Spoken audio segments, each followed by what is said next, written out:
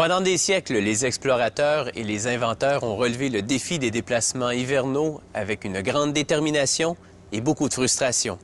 Les premières autoneiges se déplaçaient lentement et péniblement sur la neige.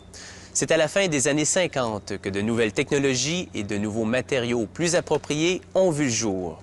À partir de ce moment, les motoneiges ont pu filer sur les sentiers enneigés avec plus de facilité. Les motoneiges doivent souvent affronter des terrains accidentés. Leur fabrication doit donc être pratiquement à toute épreuve pour assurer le confort et la sécurité du pilote et des passagers. La fabrication commence avec un cadre fait d'un alliage d'aluminium. Les pièces arrivent partiellement assemblées au radiateur. Le robot pivote le cadre et le positionne. Une machine informatisée y perce des trous et y insère directement des rivets avec une grande précision. Cette opération lie les pièces solidement afin qu'elles ne vibrent pas.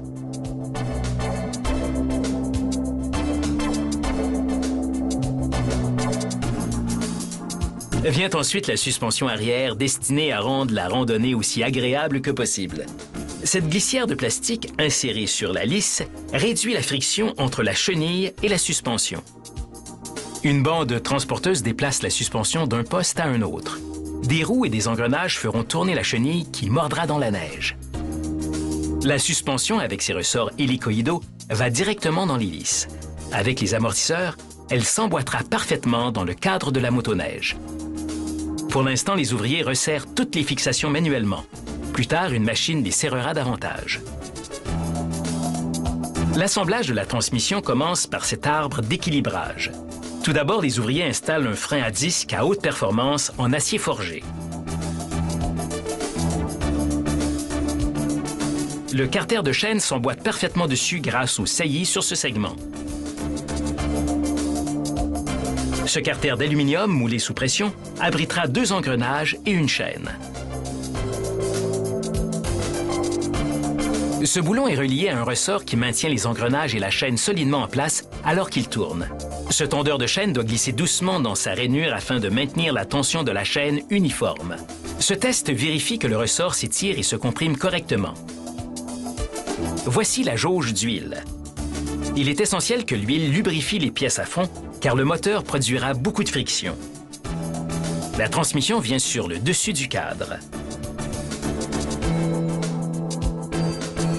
Les ressorts hélicoïdaux, les lisses et les roues sont bien en place. Ils s'inséreront donc facilement dans la chenille de caoutchouc. La suspension arrière est reliée au système de chenille, tandis que cette roue dentée en plastique blanc relie la chenille à la transmission. Le capteur de vitesse est fixé directement à la roue dentée.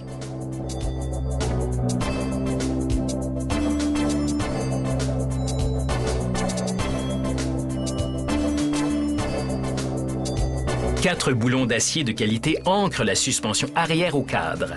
Ils sont si robustes que la suspension peut absorber les vibrations à haute vitesse. C'est maintenant au tour du moteur. Des boulons fixent le démarreur électrique directement au moteur.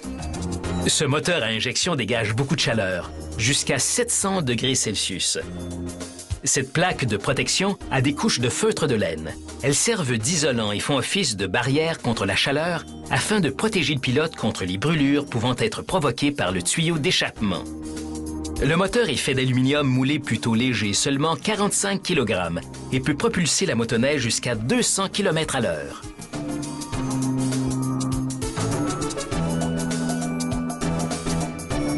La suspension avant nécessite un assemblage différent de celui de la suspension arrière. Un élévateur réunit les pièces.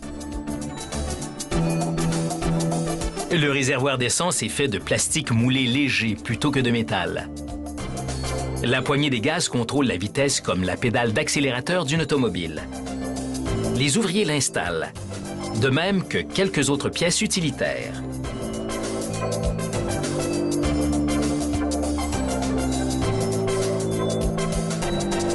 Ces panneaux de plastique latéraux légers et aérodynamiques donnent à la motoneige sa fière allure.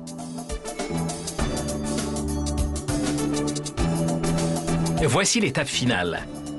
L'élévateur à gravité zéro dépose le tout sur une plateforme de manutention.